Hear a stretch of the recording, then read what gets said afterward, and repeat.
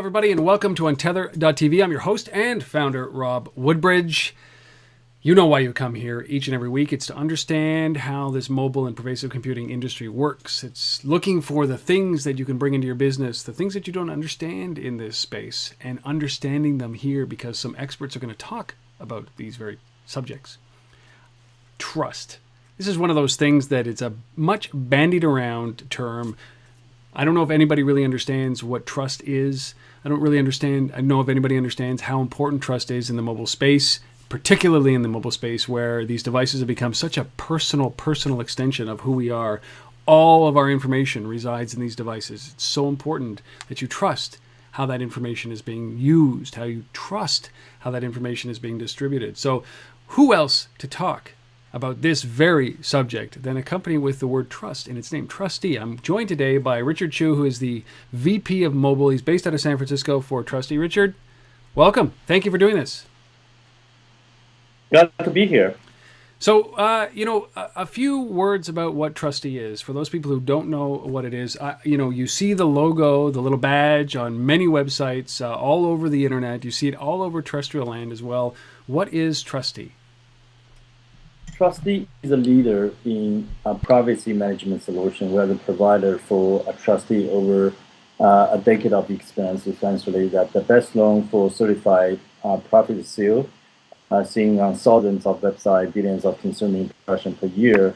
We provide the solution across different industry with over 5,000 clients in the industry. So we provide a comprehensive suite, all online channels, global coverage with strategy, certification, technology, deep in the industry in different verticals. So you're everywhere. And the focus is obviously that when somebody affixes or works with you, you go in and you do what, an assessment on for a lack of better terms, their trustability, and then do you identify where they need to work on certain things like storage of data? Give me an example of something that you guys do. That's a good question. So essentially, it depends on sort of business need. We are looking at the whole list of how the data being handled, how the transaction being actually consumed across the different sort of channels, different product set.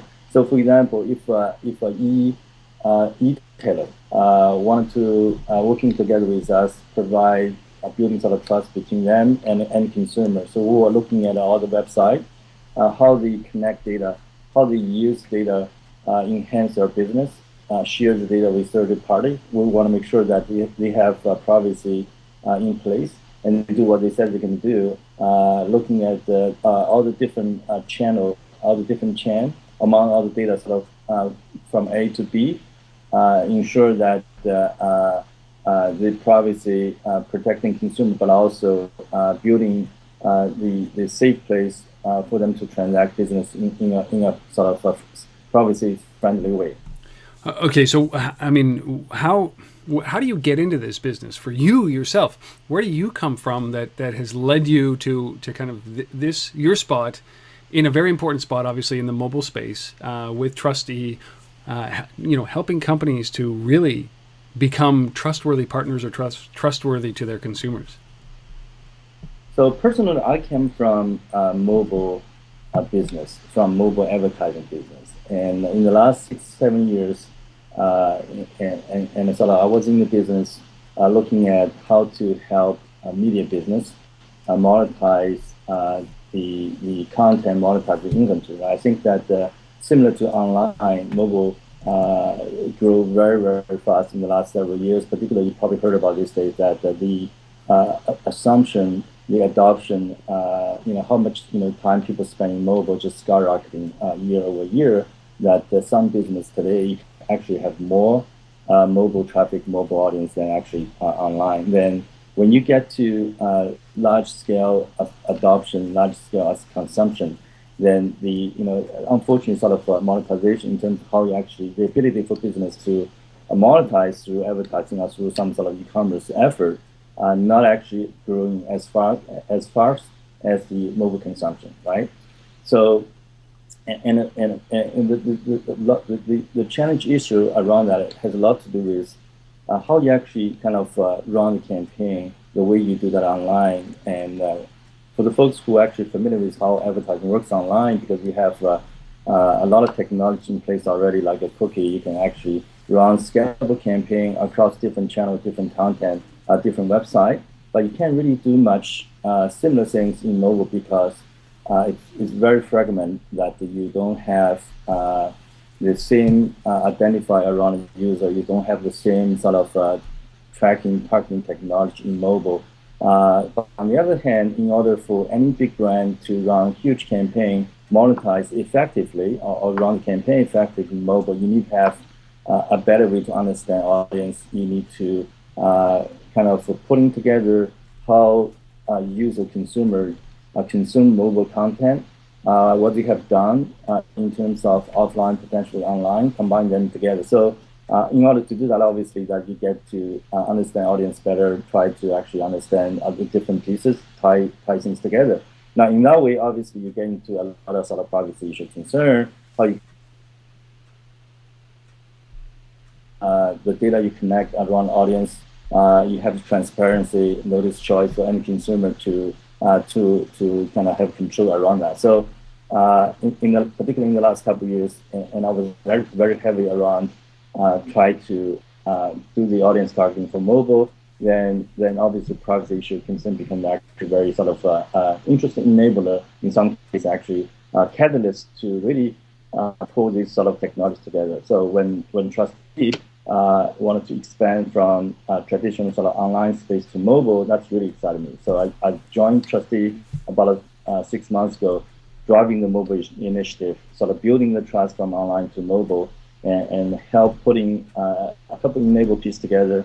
So the mobile publisher, developer, and network, as well as the ad exchange and big brand can understand mobile in a better way, provide the notice choice so they can building the necessary technology piece together, really kind of lift the revenue opportunity. And obviously, as a result, continue to invest in the mobile space and help the other ecosystems that continue to grow. You know, you brought up such a great point, a bunch of great points in there. Is that obviously this is a contentious time for the mobile industry because, as you said, especially when it comes to advertisers, trying to understand how to do this properly without obliterating trust with the consumer, because you have that ability very clearly in mobile, and it's beyond the cookie. I love that. It's not. There isn't a simple solution. Let me ask you, do you think that we're at a point now where, you mentioned it, where we're ready for this kind of offline mobile marriage, because your patterns, your life without your phone, the time you go into a coffee shop, the time you go into buy clothes, those things that aren't tracked by your mobile, they don't play into mobile privacy as much. But do you think that we're at that point where it's going to be married, the offline and mobile components of life? I think it's starting to happen, right? And when you talk to folks in the mobile industry, people always complain about, okay, my usage is here, right? So 10% of overall digital usage. By my mobile spend and advertising sort of capability, monetization is only 1%, right down here. And how you actually bring the gap? I was joking people. I said, okay, if I have 50 million, 100 million ad spend, I want to actually spend that in 1 week with certain targeting capability. And you can't really do that because the ability to run a big scalable campaign across channel, and it's just not happening in mobile because there's no such things. For example, brand tell you, I want to target male, 25, live in certain place and like certain product and in the market to do certain things. And you can do that actually online at a scalable fashion, but you cannot do that actually mobile. So in order for the mobile monetization, particularly around advertising, to really reach to the next level, that you have to really kind of building those technology that enable that to do that actually going forward. Right? Obviously, it's important to leverage what people has done many years offline as well as online, because you don't want to reinvent the wheel. Right? People has done that already online and offline. So you can leverage that and building channel bridge, apply that to mobile. You can really accelerate how you can actually accelerate that monetization in mobile. Well, Start to happen. yeah, and I think that that's right. Is that I love that sentiment. Is don't reinvent the wheel here. We've been creating patterns from humans, right, from ourselves since the day we were born. And you don't want to recreate that. You don't want to start over again as a result of mobile. You want to be able to incorporate what you've already done, and set that forward. But why is mobile trust? Why is trust in mobile so important these days? For me, I understand it. Especially with a lot of the things that have come out lately around your contacts being sent to a server in the cloud through an app like Path, or the whole iPhone issue when it was storing your locations in an unencrypted file. I mean, that was a mistake, but people all of a sudden realized that trust and these mobile devices carry a lot of information that sometimes you don't want to have anybody have. So why is it so important? I think you're right. And we have done a survey, a research sort of 6 months ago with Harris Interactive, right? So we kind of ask people question about what's important in terms of privacy, what's important actually in terms of use of the consumer app, right? So the majority, there's a big percent of people saying that if I don't trust a particular app, and I may not use that app at all, B, I will use that app very carefully, right? So, think about it, right? If you, as a developer, as a publisher, you spend a lot of time invest and develop interesting, compelling app, right? But if you don't be careful putting the privacy in place, building the trust, and in the end, people don't even use your product, right? So that's very important. I think that one question you raised, why it's so important in mobile, and compared to other sort of media, other channel, mobile has very unique sort of, ubiquitous in people's hand all the time, right? And coupled with the location information. So, for example, if people know what you do, plus what you do at that particular time, where you are, and just expose a lot of sensitive information that a lot of people wanted to make sure. They may at a point say, oh, I'm okay, you can know that, but I want to have that control because I want to give you the consent if I'm okay. But in some time, I say, no, you're not okay to actually know that information. So that's why trust is so important in the mobile space that actually, either you can actually, if you do things right, and brand has a huge capability can carry this over. But if you don't do this right, and an example like you mentioned, that actually could even ruin a business. Well, and that's, I might as well ask that. The impact of positive trust, we can all understand this, right? Where, there's a sense of warm feeling. You're not concerned about using their applications, especially on the mobile device, but what are the implications of negative trust? When something goes wrong, what's the impact on a business who doesn't have that trust? I think that you mentioned that a couple instances that even the business can actually go down because of that, right?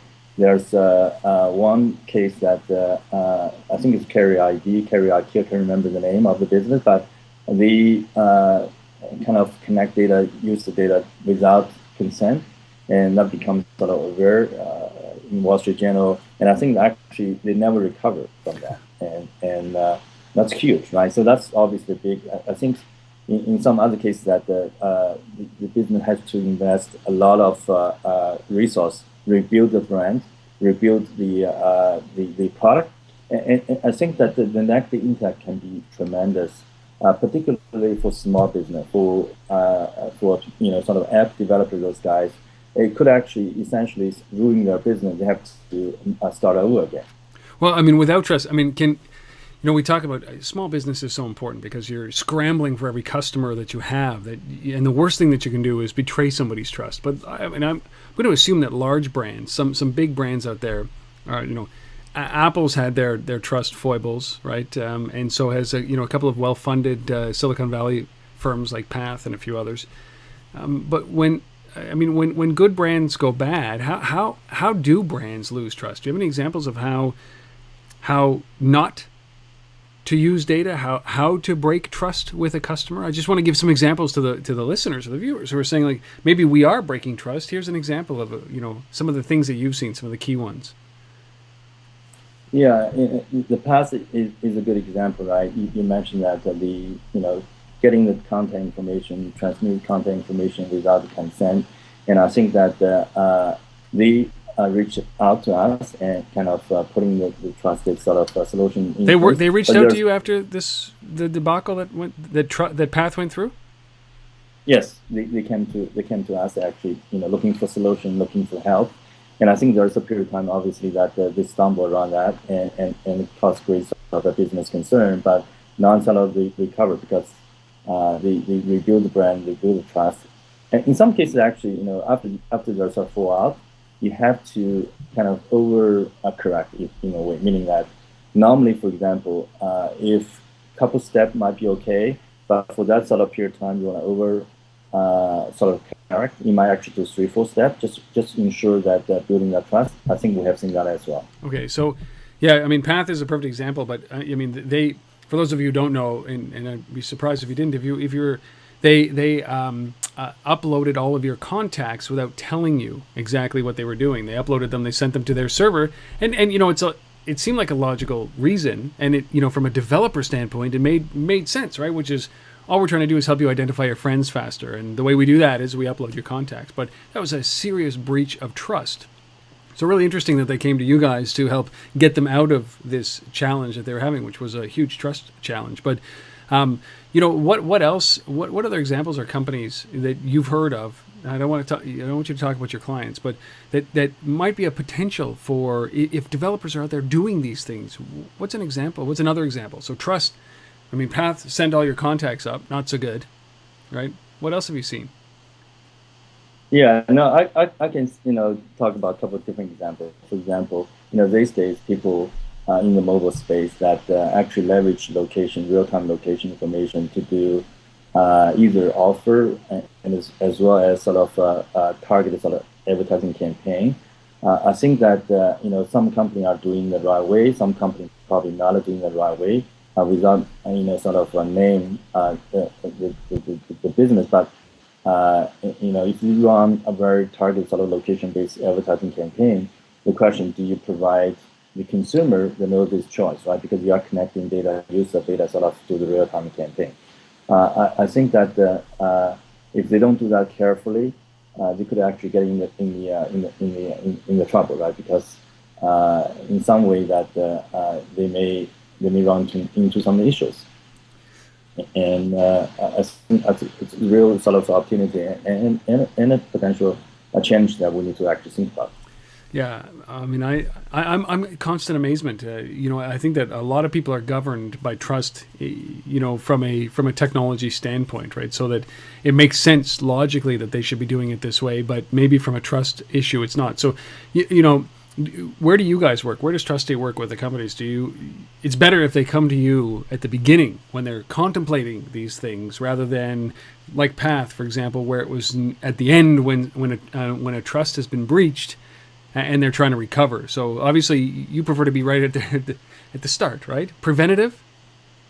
Absolutely, I think you're absolutely right on that. We talk about sort of a trust by design. Just like you launch a new product, you design new things. When you're thinking about what do you need to do firsthand, and you design putting in place, that'll be a lot easier. Because, for example, if you have already completed the product, right, you finish your code, you release in production, all of a sudden you actually need to think about what you need to do in terms of building the trust. Because actually, some trust depends how you introduce the user interface, how you actually kind of do the value exchange with consumer, getting consent, and that actually impact your product flow, right? So if you finish product, then you go back, redo it again. We all know that it's going to take extra time and effort. So it's better actually thinking about the privacy in the first place and put that as a design with a trust by design. Then it's a lot better. All right. So what can companies do? So you've got like a company like Path came to you. And I don't want to use those guys as an example. They're just the most, they're top of mind for me because of what they did. And I think that honestly, it was probably an innocent mistake on a developer requirement.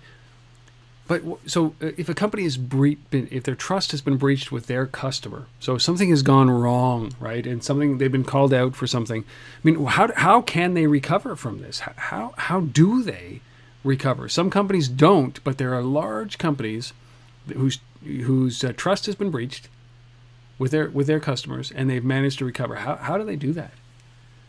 I think that first and foremost, right, they have to kind of really look at their business practice, take a comprehensive look at where the breach occurred and whether it's actually data connection versus data sharing.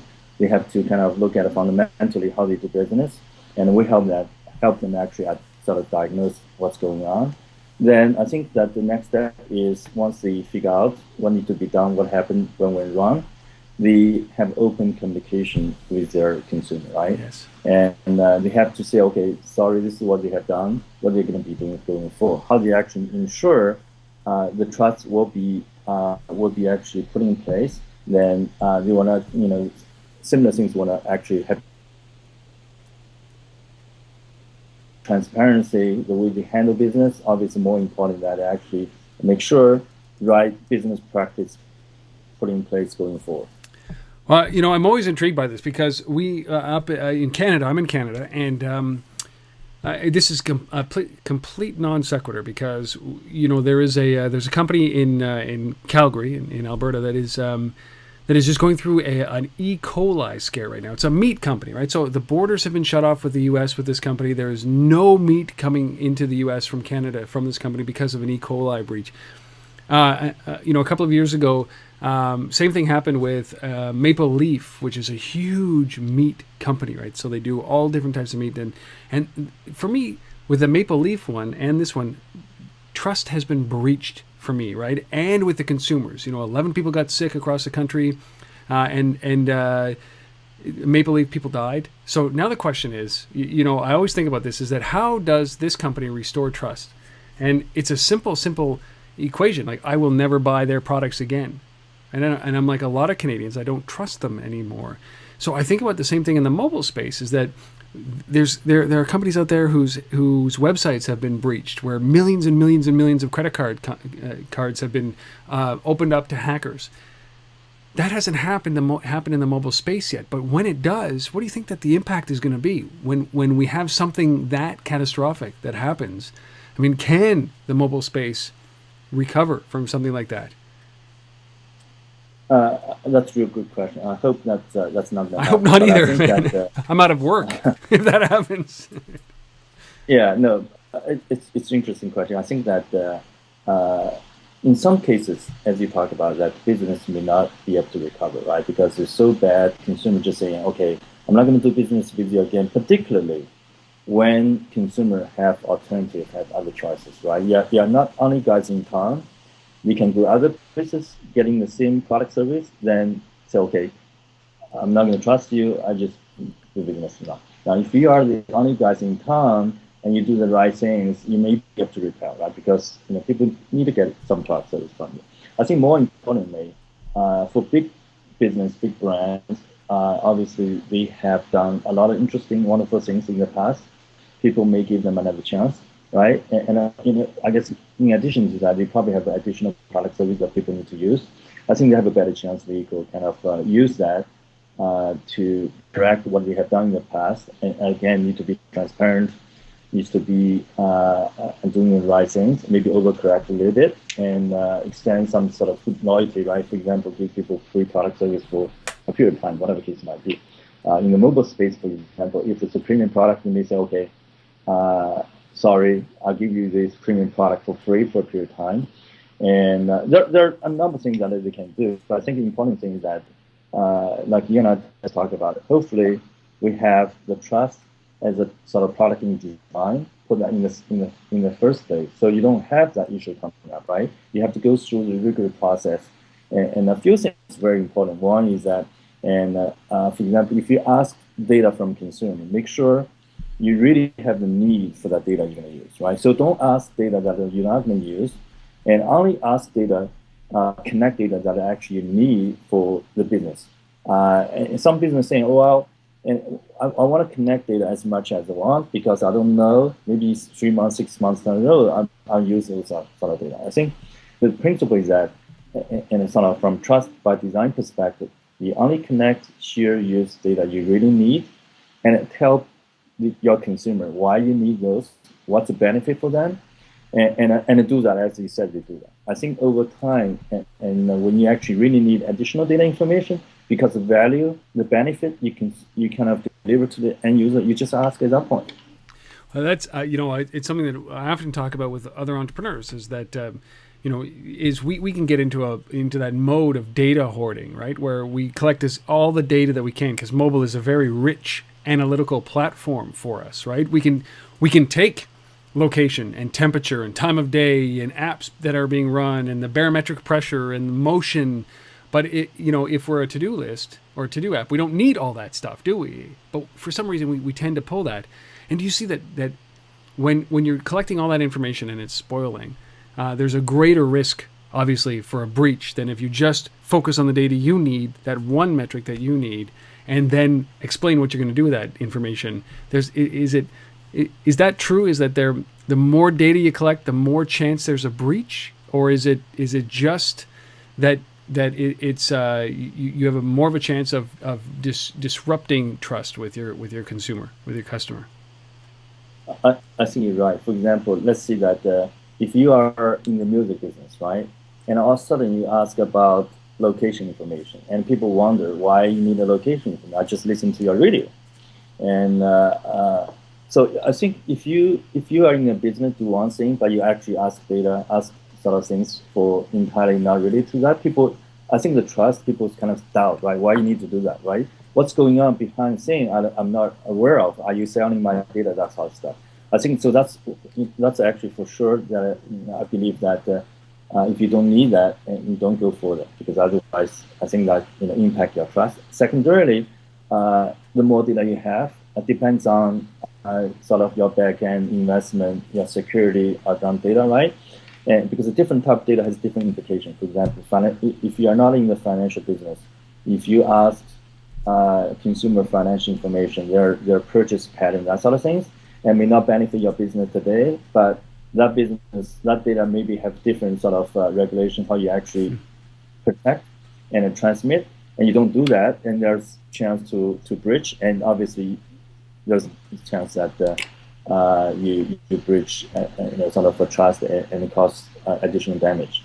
That's a really interesting point. Is that I don't know that a lot of as you're in the thick of development, right? And that's what's going on right now. It's we're in a maker society right now. People are building applications and mobile services, mobile layers on top of mobile layers, and we're collecting data. But I wonder how many people are actually looking at that data and thinking, what's the regulatory requirement for me to collect that data? What is the encryption requirement? Is it too much or is it too little? What am I using? Am I using anything? Has to be more than a hash? I wonder at this point, are we really understanding that when we ask for that data, it's one thing to ask. It's another thing to store it effectively. It's another thing to understand what regulations are around that exact piece of data that we're collecting. Do you get a sense that we understand that? That most developers understand that, startups, or are we just kind of entering that phase? And it's pretty dangerous if we don't know what we're talking about. Yeah, I think that for certain developers, probably don't really understand that because they, like you point out, right? They are very excited about certain idea, want to really kind of put in their hands, writing the code, and get product launched. They haven't really thought about all those implications, and in some cases has to do with education, right? And sort of educate that this is very important for you to run a lasting business. If you're not just here for 1 year or 3 months, you really have to think about how you're actually building lasting, trustable relationship with your consumer. So that has to do with education. And also, and be all frank, is that mobile is a new medium, right? Growing very, very fast. It's very dynamic. So a lot of interesting opportunity in terms of data connection, data sharing, people may not aware. And I think that's sort of evolving scenario going forward as well. The important thing is that, and as an entrepreneur, what they have to think about, also, in some cases, sort of common sense, right? If they ask themselves, am I okay if my data in a similar scenario connect by somebody else? used by someone else. Am I okay? Where I feel comfortable? I think that's the sort of first line test, right? If you say, well, if my data is not, I don't want my data to be connected, shared in such a way, maybe you shouldn't do that for somebody else. Maybe it's time to rethink your business, I suppose. Well, what about, I see this all the time, a company, especially right now, because we're in the middle of this massive disruption, and companies are rising to the top very quickly and failing very quickly in this space. But in the same time, they're building a client base. They're getting customers to use their products. And what used to be, back in the day, if you built a piece of software and 100 people used it, you used to think, wow, I'm a successful software developer. But now it's tens of thousands and hundreds of thousands and millions of users, and they're all sharing data kind of willy-nilly. But a lot of these companies disappear. Right? A lot of these companies go out of business, they go bankrupt, they get bought. And, your data, which is your data, which you have put into there, and the effort that you put into there goes with it or goes somewhere. I mean, are we thinking about data disposal techniques at this point? Or are we even considering that right now? And how much does that play into trust? If you're a small business or a medium size or a large business, should you be saying in your end user license agreement that this is our data disposal strategy, or if something happens, this is what we do with the data if we shut down? How important is that? That's a really interesting question. I think that people's mindset, for the most part, around building the business, and haven't really thought about, if business getting into trouble, how you actually kind of make sure what you have in a safe place, right? And I think there are certain sort of regulation practice that are in the place that, if, for example, for the data you connect, if you don't use for 2 years, as a business, you should actually automatically dispose of those data, right? And for example, in some case, user preference, if people have put in place, every 3 months, every 6 months, you should refresh. So there's certain practice you need to really consider about it. I don't think actually there's a common practice or common way at this point, but I think it's an important one. When business going out of business, how you deal with that. And that's an interesting question. And because at that point, I guess who is the owner, or the interest owner for that, for that matter, really take care of that. I think that's interesting. Yeah, because you think about, a lot of companies have been bought. Like the last company, big company, a big acquisition, Instagram being rolled up into Facebook. I lend my information to Instagram. I'm not interested in lending my information to Facebook at this point, but they have access to it because of the acquisition. But I didn't get an email saying, "Hey, this is what we're going to do with your data as we roll Instagram into Facebook." But as a user concerned about where my data is and putting implicit trust in Instagram, I should have received something that said, "Hey, this is our new data strategy. Are you in or you out?" Right? I mean, that would just seem to me like a logical first step. And I don't know if we're ever going to solve that, especially with the rapid rate that these things are happening. But it seems like we're not even thinking about that. Somebody has to be, right? No, I think you're right that, as a matter of fact, that there's regulation that if you materially change your data strategy, to your point, and change your practice, the data connection, data share, you actually have to get sort of consent. Again, the definition, what is the material change? What is the material impact, right? Yeah. But I think the guidelines there, and there are sort of two pieces. One is that, can industry self-regulate, right? Meaning that everybody in the industry do the right things and move industry forward. I think that's the ideal scenario. Then the other case scenario that is, if industry cannot self-regulate, then you have sort of government step in and say, okay, now you guys, you cannot do what you should be doing. Here's regulation. I think we're not there yet for the regulation. I think industry is basically saying, we are good guys. We understand this. Let's do the right thing, and hopefully that's some sort of the right things can move forward.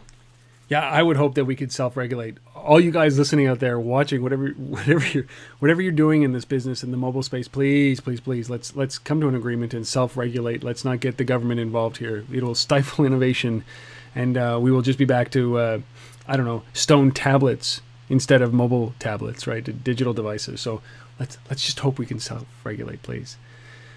All right, I want to finish off with some practical advice. I love having guests like you on who are in the middle of this, who are seeing things that could be avoided. You are seeing solutions to things that have happened.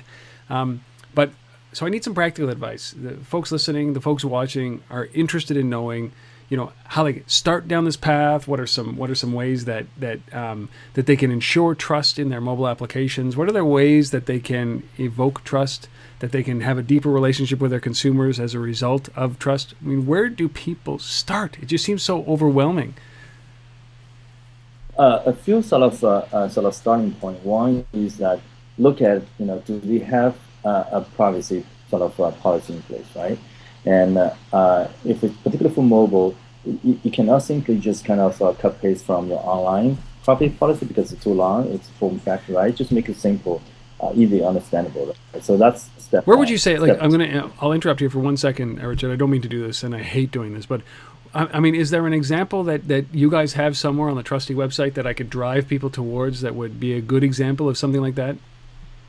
Yes, we do. Yeah, if you go to our website, look at the short form, right? Essentially, that it's very key areas that are where sort of privacy important, yep. and give people very clear, crisp look at sort of what's important. Then each point can be expandable to a large area, sort of more sort of a context. That's in your resources area.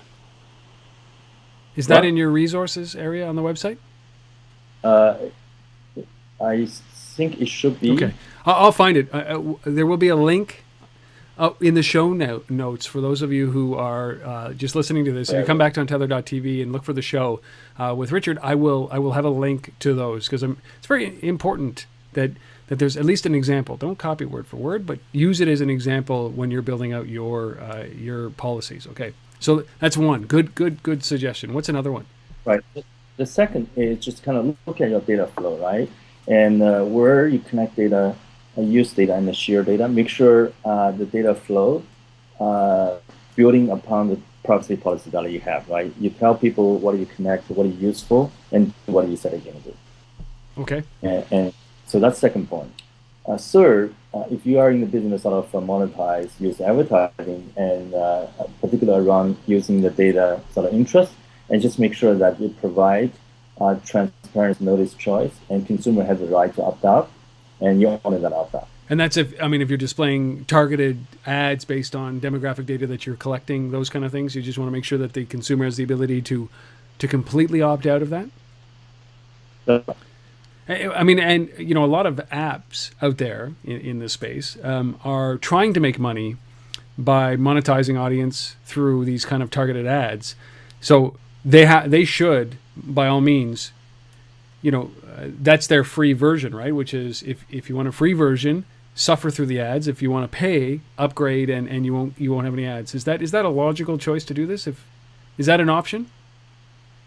It is an option that typically they offer product for free, and the idea is that they attract a lot of audience, use a lot of sort of their consent sort of information. Then they use what we call inventory, right? Essentially, that sell to the advertiser to run the campaign against those inventory. How they monetize. Okay. Then the idea is that the better you understand the audience, the better you can, correlate to the brand, so they can run the more relevant, sort of interesting campaign, which typically correlates to the more engagement, better sort of economics, and you can drive more revenue. Obviously, in order for you to do that, you have to build the trust because for the reason we just talked about, right? Provide the notice choice. Most people might be okay because they see actually more relevant advertising, which is actually benefit for them instead of just seeing any random advertising. But for some consumers that if they are particularly concerned around, and they have the opportunity to opt out if they decide to do so. Okay, that makes sense, right? Give them an option. All right, is there anything else that they should be worried about right now? I think those are sort of three probably most important things to think about, make sure. And the other things, as we talked about, and don't thinking about this as an afterthought, right? Don't sort of looking at this when you have a problem issue. I think that you building to the product in the first place. I think that's very important. Yeah, I mean, I can't.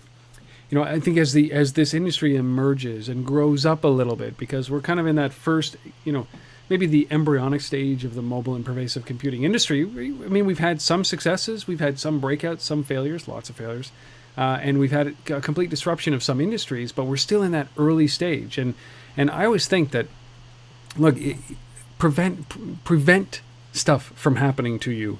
Don't wait till it does. And I think that that's one of the lessons here, is that if you're going to start collecting any user information, any data, whether it's anonymous or not.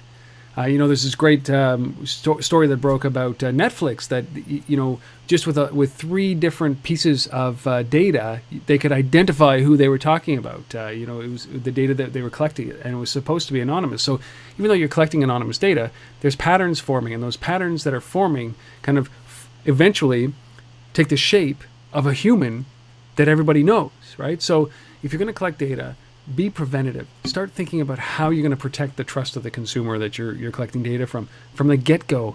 Don't do it once you realize there's a breach, because that just never works out well. I don't understand how, at the end of the day, you can recover from that. Trust is the most sacred piece, isn't it? That's right. I think so, anyways. All right, so where should we drive people, Richard, to go and find some more information? Just the TRUSTe website, is that good?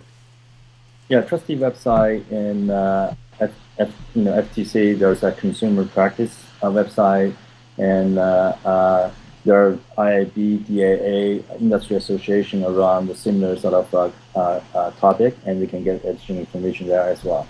All right, one last question. So go to TRUSTe.com, trust with an E.com. And then I'll have some links in the show notes for a couple of other places that you can go, including some of the examples that we've talked about. What does the TRUSTe emblem mean? It's one thing. I see this all over the place. There's a Better Business Bureau and all these other different organizations, but how important is it for even a website or an app to have that TRUSTe logo? This is something that it's just not decoration, is it? You guys put a lot of effort, and what does it take to qualify for that badge? Yeah, we have a product program we call the certification. Essentially, in order to have our logo there, and to your point, it's not just decoration, it's actually going through a pretty rigorous process. We look at the website, for example. In some cases, actually, we look at how many cookies on the website, what do you do with third parties. We'll go through the entire process, make sure the privacy policy is there, best practice, and you actually do what you do. And after we go through typically 4 to 6 weeks process, and sometimes you actually have to change the way you do business. Sometimes you have to change the way you communicate with consumer. After that, all satisfied, and then we certify. Once certified, yes, then you have a logo on the website. And then how often do you go back to them? Obviously, it's not just a one-shot certification. You've got to maintain a certain level. So, I mean, there's got to be instances where you've ripped off a TRUSTe badge, right? We do. So we have an ongoing monitor process, and again, depends on the type of certification, the program we engage. So there's periodic sort of a monitoring process together, and also that the consumer engage with us as well, because we have the logo there. You can click, actually kind of get input. So we have direct consumer feedback. If there's certain sort of a breach, certain violation, we go back to the business. Talk to them about it. Yeah, I love that. I mean, consumers have a considerable amount of power now, don't they? They do. They should. Yes. Well, yeah. I mean, it's funny that it's taken so long for us to realize that, hey, you know what? The business, it's the consumer that really has the power. How often do you adjust your practices as something like mobile comes out, right? Like you said, you've been there 6 months because, hey, listen, they need to extend this into the mobile space rapidly and they need your expertise. But how often do you start to look at, or how often does TRUSTe start to look at their practices for, the qualification process to be certified? I think every time when there's a new product, a new practice sort of introduced, then we look at how the sort of policy practice change, how that actually impact. So for example, as we talked about, right, we started on the mobile website, and we expand to the cloud, the sort of data side. So that obviously impacts how we do business, how actually the practice policy can implement. And same thing when we move to mobile, right? And the other thing, for example, we do business in the US, but also we do business globally. in European market, right? European regulation is different than U.S. market. So every time when we get into anything new product, new service, new geographic territory, and we look at it sort of very closely how we do business. That's oh man, I thought we would be done by now, but you just brought up one more point, is that because you're an international organization, you get a great vantage point of trends that maybe in North America haven't hit yet, but they are hitting in Europe and Asia, or maybe the trends in America that have hit but haven't hit anywhere else in the world. So you kind of get an advanced look at the challenges that businesses are going to have around trust as these new products roll out. That must be pretty fascinating to see. Yes, that's interesting, and particularly around the privacy, right? Because it's a hot topic in pretty much everywhere. But the view around that is really different, right? So you have probably stronger view in European and sort of more concentric versus U.S. and North America sort of more liberal, right? Meaning that if you don't opt out, and we assume you are in, versus the other way around. So it's kind of interesting to see how dynamically play out. But I think in some cases, actually, either side has a different sort of view and makes sense in certain business. Oh, I love it. I mean, it's so fascinating. And Richard, I really appreciate you coming on and spending some time talking to us about some of the best practices, some of the challenges, some of the ways to work around if you've been breached, if your trust is lost. It doesn't mean that all is lost for the most part.